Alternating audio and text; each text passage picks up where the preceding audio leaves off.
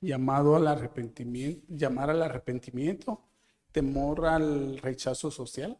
Ok. MacArthur dice que todos queremos ser aceptados. Sí. También sentirnos como anticuados y poder llamar al arrepentimiento. Ujú. Ok, Byron mencionó varias ingredientes, varias maneras. Uno puede ser el infierno, hablar del infierno. Y yo recuerdo hace años, um, no mencioné infierno durante tiempos de evangelismo. Y cuando estaba evangelizando con alguien más y habló de infierno, yo tuve miedo que la persona va a responder mal. Y yo recuerdo mirar que dijo infierno sin vergüenza y estaba mirando a la persona en la conversación para ver cómo van a responder. Pues entiendo que la idea de hablar del tema es una ofensa.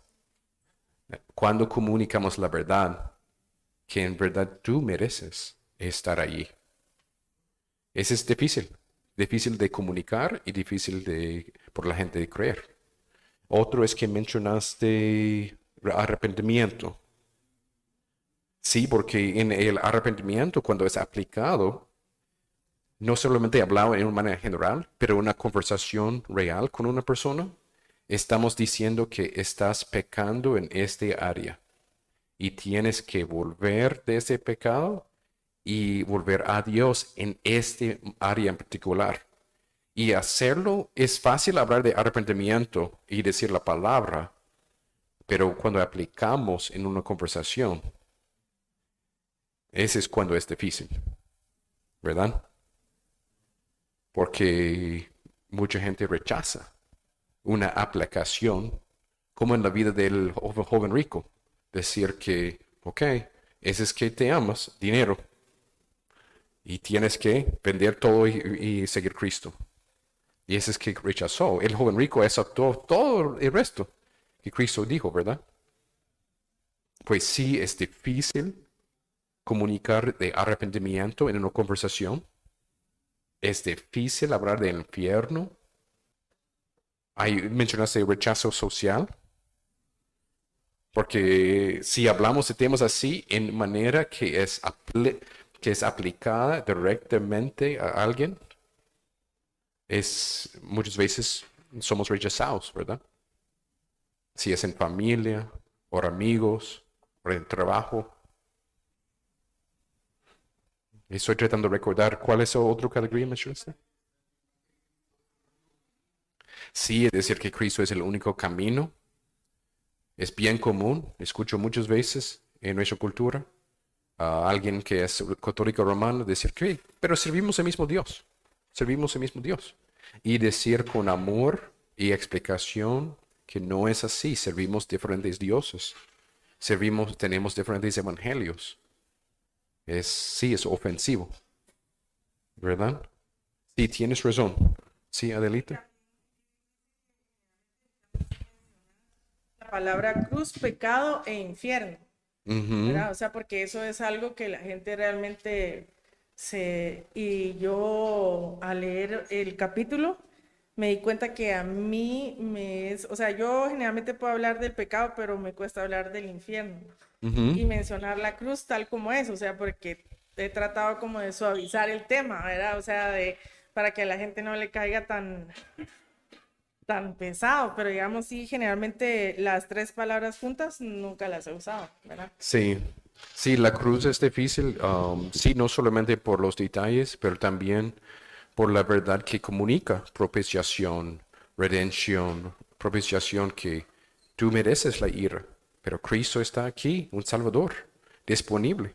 Él toma la ira por todos los que confían en Él. Es conectado a la idea de infierno, porque si entendemos qué es la propiciación y explicamos eso, es la misma idea de la ira de Dios, que es merecido como por cada persona. Pues es otra verdad que es difícil. Es difícil. ¿Sí, Marvin? Que también se da mucho es que en círculos evangélicos se ha hecho muy popular pensar que confrontar es falta de amor. Ujú, Decirle a una persona estás equivocado o tu religión está equivocada o estás en pecado, todo eso es poco amoroso. Entonces, también hay una cita de John MacArthur que dice, el que no te quiera decir la verdad acerca de tu pecado, de tu error doctrinal, no es amor, dice, es amor a mí mismo.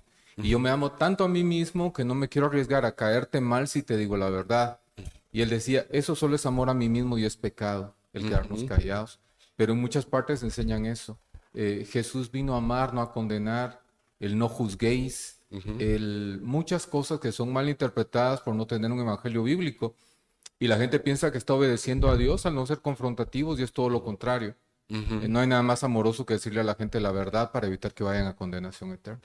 Sí, tienes razón, que hay mucha tentación de esconder la verdad y ser aceptado por no mencionarlo. Y sí, y tienes razón que no podemos amar sin la verdad. No es, es amor por nosotros mismos. Si um, escondimos la verdad. Pues mucha tentación.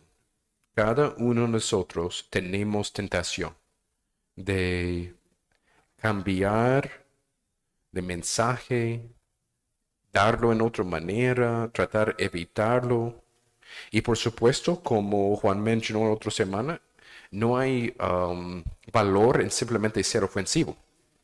Ese no es donde está el valor. El valor es de creer y comunicar la palabra. Y el mensaje de la palabra de Dios tiene suficiente ofensa en sí mismo. Y no necesitamos cambiarlo. Pero ese es el asunto. Que en sí mismo Dios nos ha dado un mensaje que causa ofensa con muchos. Ese es porque Charlie Kirk murió, el político evangelista y evangelista en los Estados Unidos. Y su mensaje causó mucha ofensa y mucho aborrecimiento en decir cosas como homosexualidad o de ser transgénero es contra Dios y contra sentido. Y decir eso, él falleció por eso. Pero es una verdad que es básico para comunicar la ley de Dios y el Evangelio. La ley de Dios y el Evangelio. Y um, nos debe darnos ánimo cuando hay alguien que es mártir para la verdad. Debe darnos ánimo que nuestra esperanza está en la resurrección. ¿Recuerdan cuando en Apocalipsis 11 había dos testigos que testificaron de Cristo? ¿Qué pasó con los dos testigos en Apocalipsis 11? Murieron. Sí, la gente mataron, pero no solamente mataron, hicieron una celebración por días después. Y, y los cuerpos quedaron afuera por días. ¿Qué pasó en la visión en Apocalipsis 11? ¿Qué pasó después de 3 días de fiesta? Sí, resucitaron. Ese es otro punto de nos da ánimo, que la resurrección de los santos es nuestra esperanza. No ser aceptados por el mundo, pero ser fieles al Señor. Y, y cuando tenemos enseñanza explícita que el mundo va a celebrar, no solamente que van a matar cristianos, pero cuando mueren cristianos que han dado testimonio claro que el mundo, no todos, gracias a Dios, pero algunos en el mundo están felices y celebran la muerte. Ese no no debemos estar sorprendidos, porque es enseñanza explícita en la palabra de Dios, que ese es como es la relación con un testigo fiel y el mundo. Y gracias a Dios, no con todos, pero sí. Pues y debemos tener misma esperanza. Ok, estamos hablando de la tentación de avergonzarnos de Cristo o de sus palabras. Y escribí la pregunta aquí, pregunta 1, de Cristo y sus palabras. Estaba pensando en Marcos 8 y en la semana pasada leímos de ese texto en Marcos 8. Nosotros leímos en Lucas. Gerson enseñó de Lucas cuando dice, si alguno quiere venir en pos de mí, niéguese a sí mismo y tome su cruz y sígueme. Pero mencioné las palabras también porque en versículo 38 Jesucristo dijo, porque el que se avergonzare de mí y de mis palabras en esa generación adúltera y pecadora, el Hijo del Hombre se avergonzará también de él cuando venga en la gloria de su Padre con los santos ángeles. Jesucristo está diciendo que alguien que persevera en vergüenza, alguien que persevera en vergüenza de Cristo o de sus palabras, no es creyente, no es creyente. Es la evidencia que son creyentes, no son incrédulos y van a ser rechazados en el día de juicio. Y Cristo está dándonos para ayudarnos a ver que no podemos estar en intermedio. Necesitamos escoger una vida de confianza en Cristo y también sus palabras difíciles. Y vamos a morir, es el peor que puede pasar. Y vamos a tener resurrección. Y incluyendo si el peor pasa, como con los discípulos, tenemos toda la esperanza. Que Cristo va a aceptarnos el día de juicio. Ok, si empezamos con ese primer punto, avergonzado de Jesús, queremos todos de cultivar confianza, humildad y perseverancia en hablar con fidelidad. Hablar con fidelidad que dice Dios en el evangelismo. Queremos ser fieles. Y sí es una lucha por cada uno de nosotros, pero vamos a hacerlo por la gracia de Dios y en confianza. Y vamos a ver cómo el Señor nos ayuda. Primero, queremos ayuda en punto 2 y 3. Primero, la ayuda en punto 2 es, este es el plan de Dios. No es un accidente que Dios nos ha dado un mensaje que es difícil de creer, es parte del plan de Dios. Ok, todavía tenemos preguntas 2 que nos ayuda todavía a considerar la vergüenza y el sufrimiento, ¿verdad? ¿De qué manera sufrió Pablo a causa de su testimonio del Evangelio?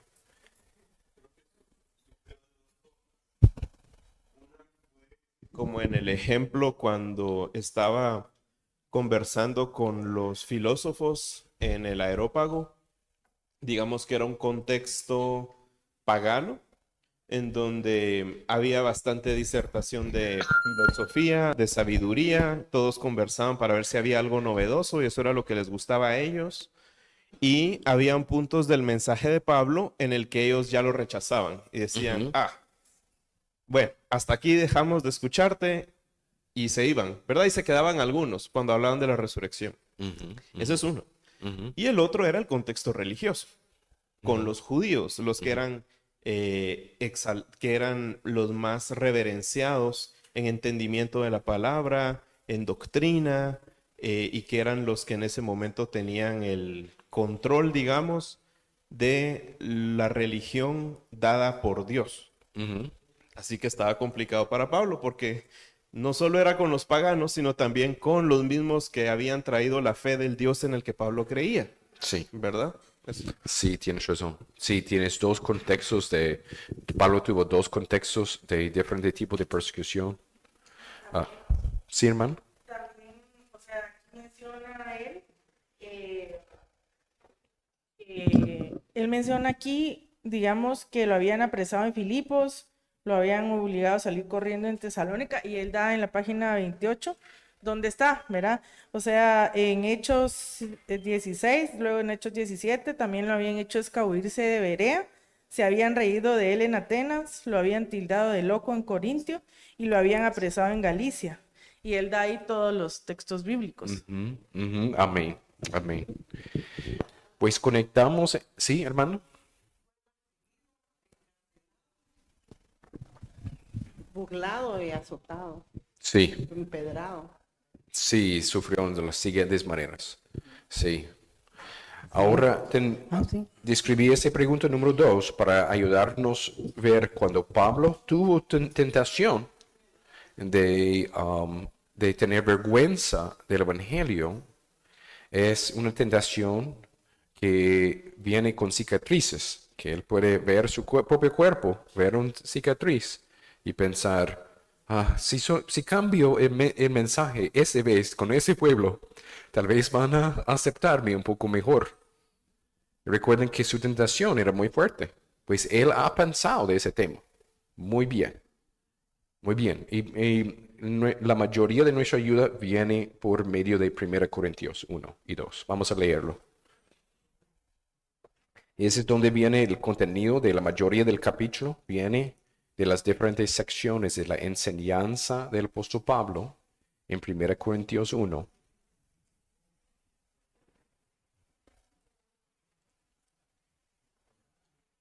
Empezamos con versículos 18 hasta 25. 18 hasta 25. Y Fernando, ¿puedes leerlo, por favor?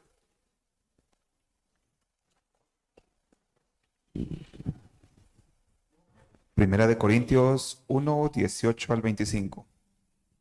Dice así la palabra de Dios. Porque la palabra de la cruz es locura a los que se pierden, pero a los que se salva, esto es, a nosotros, es poder de Dios. Pues está escrito, destruiré la sabiduría de los sabios y desecharé el entendimiento de los entendidos. ¿Dónde está el sabio? ¿Dónde está el escriba? ¿Dónde está el disputador de este siglo? ¿No ha enloquecido Dios la sabiduría del mundo? Pues ya que en la sabiduría de Dios, el mundo no conoció a Dios mediante la sabiduría. Agradó a Dios salvar a los creyentes por la locura de la predicación. Porque los judíos piden señales y los griegos buscan sabiduría. Pero nosotros predicamos a Cristo crucificado, para los judíos ciertamente tropezadero y para los gentiles locura. Mas para los llamados, así judíos como griegos, Cristo poder de Dios y sabiduría de Dios. Porque lo insensato de Dios es más sabio que los hombres, y lo débil de Dios es más fuerte que los hombres. Amén, amén. Que primero empezamos con, dice que la palabra de la cruz es locura a los que se pierden. Y cita Isaías 29, 14, para decir que siempre ha sido así, Antiguo y Nuevo Testamento. Y esa verdad es el verdad que es parte del diseño de Dios, de enseñarnos que los que piensen que son sabios por su inteligencia, que son sabios por su religión o su inteligencia, en verdad son rechazados por Dios y no podemos por nuestra inteligencia, filosofía, ni por nuestra obediencia llegar al Evangelio. Ahora la pregunta es, ¿por qué el mensaje de la cruz de Cristo era difícil de creer por un judío y también por un griego? Dígame de qué era, cómo el mensaje de la cruz de Calvario, por qué era una ofensa, primero por un judío. ¿Sí, Marvin? Gracias, hermano. Colgar de un madero, ya lo tenían escrito en la ley, entonces para ellos era la peor clase de muerte que solo se le podía dar a un pecador. Me agradó mucho lo que enseñaste en una ocasión que no lo había escuchado antes, que lo colgaban porque no maldecía la tierra ni el cielo, estaba en un punto intermedio. Entonces para los judíos era una gran maldición alguien que había sido colgado en un madero y era automáticamente rechazado como un vil pecador, un grado demasiado bajo de pecador. Y para los griegos y los romanos, para los paganos, era la peor forma de morir porque estaba reservada para los criminales peores, para los más bajos, los más viles. Y para los griegos ellos pensaban que sus dioses eran seres que estaban encima de cualquier mortal, que no podían, eran super seres, no podían morir y mucho menos morir de una forma humillante. Ellos se separaban de los hombres precisamente en eso. Y el Dios del universo le plació ahí sí ir en contra de lo que ellos pensaban y poner eso incluso como tropezadero para ellos, el hecho de que tenían que confiar en un Dios todopoderoso que voluntariamente había muerto y había padecido la peor de las muertes. Amén, amén. Pues hermano Marvin estaba ayudándonos a ver como Deuteronomio 21 y que los judíos entendieron alguien que muere así es maldito, maldito por hombre y Dios. Y que cómo es así que un Mesías puede ser maldito por Dios. ¿Cómo es así que el Mesías, ese mensaje, el Mesías, el Salvador, el Rey del reino eterno, va a ser maldito así en una cruz?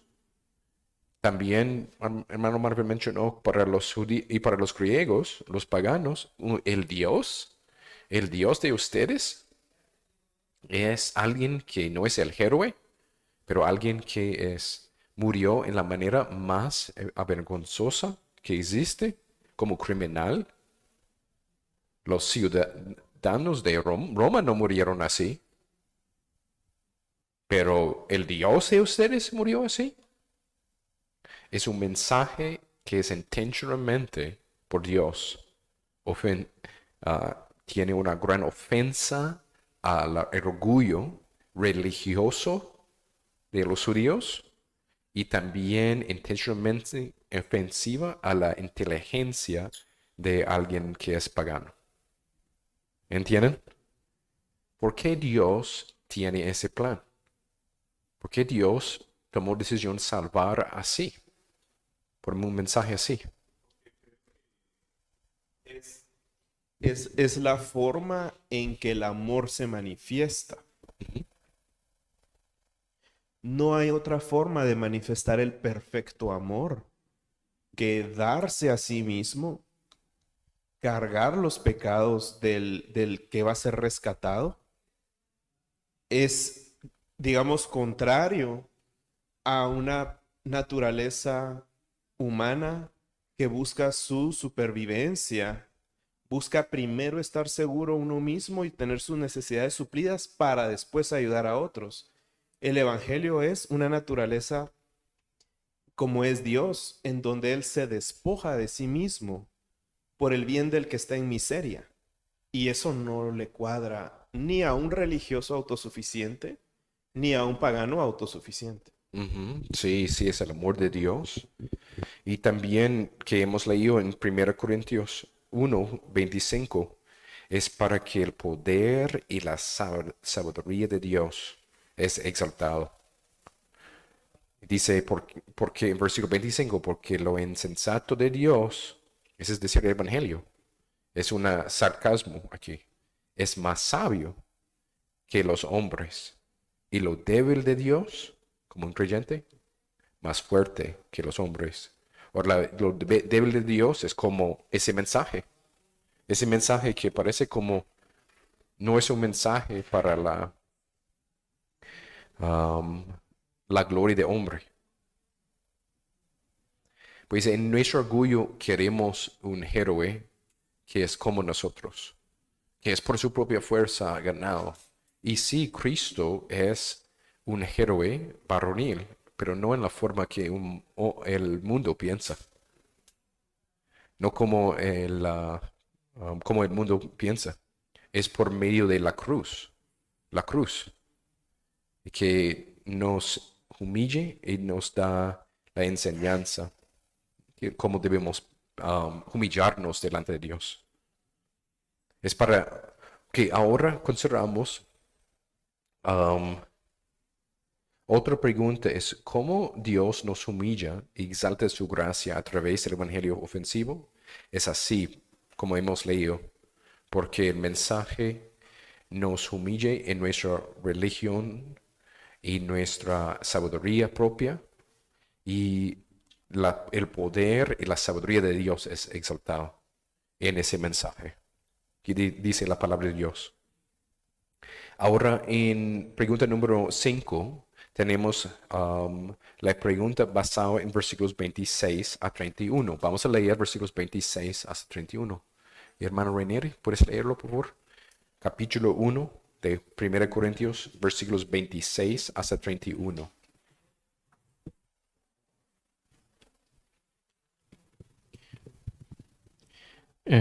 Dice 26. ¿No? Ujú. Ok. Pues mirad, hermanos, vuestra vocación, que no sois muchos sabios según la carne, ni muchos poderosos, ni muchos nobles, sino que lo necio del mundo escogió Dios, para avergonzar a los sabios, y lo débil del mundo escogió Dios, para avergonzar a lo fuerte. Y lo vil del mundo y lo menospreciado escogió Dios, y lo que no es, para deshacer lo que es, a fin de que nadie se jacte en su presencia. Mas por él estáis vosotros en Cristo Jesús, el cual nos ha sido hecho por Dios sabiduría, justificación, santificación y redención, para que, como está escrito, el que se gloría, gloríese en el Señor. Amén, amén. Pues tenemos la tentación, si regresamos al bosquejo, tenemos tentación de tener vergüenza. Pero, segundo punto, tenemos ánimo en el mensaje y intención, el plan intencional de Dios, que es humillar al hombre y exaltar el poder y sabiduría de Dios en ese mensaje. Ahora tenemos el tercer punto en el bosquejo, es la doctrina aterradora. La primera pregunta es, ¿por qué la doctrina de elección es la doctrina aterradora por muchos?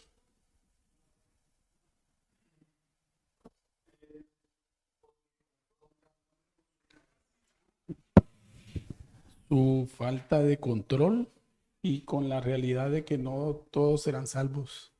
Sí, es una confrontación, otra confrontación a el hombre en su orgullo. Porque es decir que incluyendo la decisión de escoger Dios, viene de Dios en su gracia. Pues él dice que en versículo 27, sino que el necio del mundo escogió Dios para avergonzar a los sabios. También es repetido de escoger en versículo 28, o lo vil del mundo y los menospreciados escogió Dios.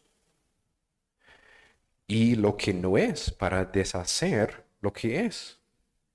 Dios está repitiendo esa verdad de esa elección 2 veces y es basado en una elección y salvación en Jesucristo que es aplicado con justificación, santificación, redención en versículo 30. Y ahora tenemos la otra pregunta. ¿Por qué esa doctrina es una doctrina de esperanza para otros? ¿Y por qué es una respuesta una ayuda cuando tenemos vergüenza? Hermano Hugo, estamos dando mucho ejercicio a Charlie hoy, ¿verdad?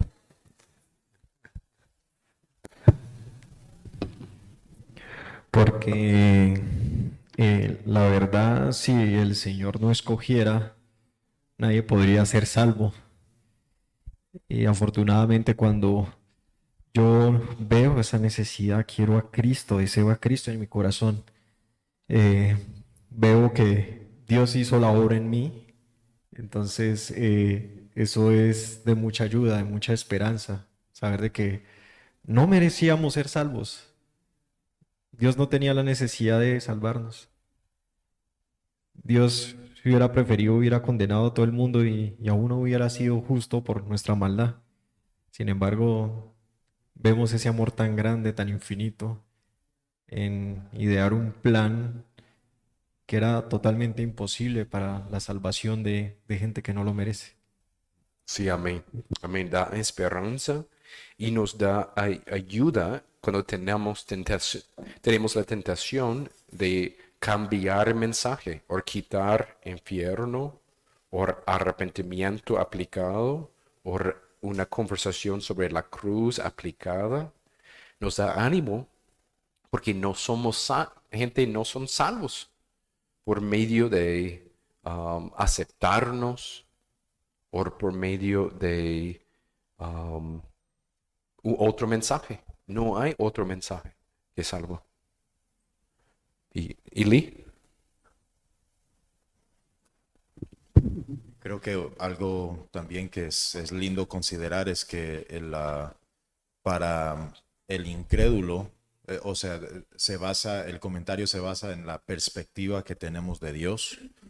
El incrédulo, al oír de su incapacidad, de que todo está fuera de sus manos, lo hace acusar a Dios de ser injusto o malo, mientras que el que tiene un corazón nuevo ve a Dios y lo alaba, lo glorifica, confía en Él y ve que Él es bondadoso y lleno de gracia. Amén. Entonces, es perspectiva de Dios. Sí, y ese es porque Pablo habló de esa solución. Versículo 31 dice, el que se gloría, gloríese en el Señor. Y es esa doctrina de gracia, y solamente gracia que enseñó eso. Disculpe, hermano, por el tiempo. Vamos a terminar la clase con la pregunta de cómo debemos aplicar ese capítulo en nuestras vidas. Y si continuamos a leer el texto, nos ayuda. Hemos visto que en versículos 18 hasta 25, el mensaje avergonzoso es el plan de Dios para su gloria. Y hemos visto que somos salvos por la elección de Dios. La elección de Dios es por la gracia de Dios. Versículos 26 a 31. Y la aplicación en capítulo 2, versículos 1 a 5 es, así que, hermanos, cuando fui a vosotros para anunciaros el testimonio de Dios, no fui con excelencia de palabras o de sabiduría, pues me puse no saber entre vosotros cosa alguna sino a Jesucristo y a este crucificado. Y estuve entre vosotros con debilidad y con mucho temor y temblor, ni mi palabra ni mi predicación fue con palabras persuasivas de humana sabiduría, sino con demostración del Espíritu y de poder, para que vuestra fe no esté fundada en la sabiduría de los hombres, sino en el poder de Dios. Ese texto nos llama, hay mucho de decir, pero la aplicación clave es que debemos ser fieles al mensaje. Debemos ser fieles a la palabra de Dios. A pesar que es difícil de creer, a pesar que tenemos tentación, cambiar el mensaje y la forma en darlo para que más pueda aceptarnos, debemos ser fieles. No intencionalmente ofensivos. Debemos buscar cómo convertirlo con sabiduría y amor, más sabiduría y amor que posible. Pero el mensaje en sí mismo, hablar de la cruz, que es el significado, hablar de la ley, hablar de infierno, hablar de temas así, son ofensivos. Pero nuestra responsabilidad es ser fiel el mensaje. Y no confiar en la elocuencia o la sabiduría de nuestra apologética, porque somos más empáticos y otros no. No confiamos que Dios hace la obra. Y el más fiel que alguien es, el más usado es por Dios. Porque ese es que glorifica a Dios en la verdad. ¿Ok? Oremos. Gracias, nuestro Señor, por esa lección basada en 1 Corintios 1 y 2. En ese libro nos ayuda porque, Señor, luchamos con vergüenza de aspectos del mensaje que causa ofensa a muchos. No, gracias a Dios, no todos, pero algunos sí son, Señor. Y ayúdanos a ser fieles y recordar que no hay otro camino, no hay otro mensaje, no hay otra manera que pecadores son salvos, aparte de temas así. Ayúdanos a seguir el ejemplo de apóstol Pablo y no tratar de presentar nosotros mismos como sabios, como aceptados por tal y tal razones humanas, pero ayúdanos recordar se trata de ti y tu palabra. Y ayúdanos a ser olvidados y presentar tu palabra. al mundo. En el nombre de Cristo oramos. Amén.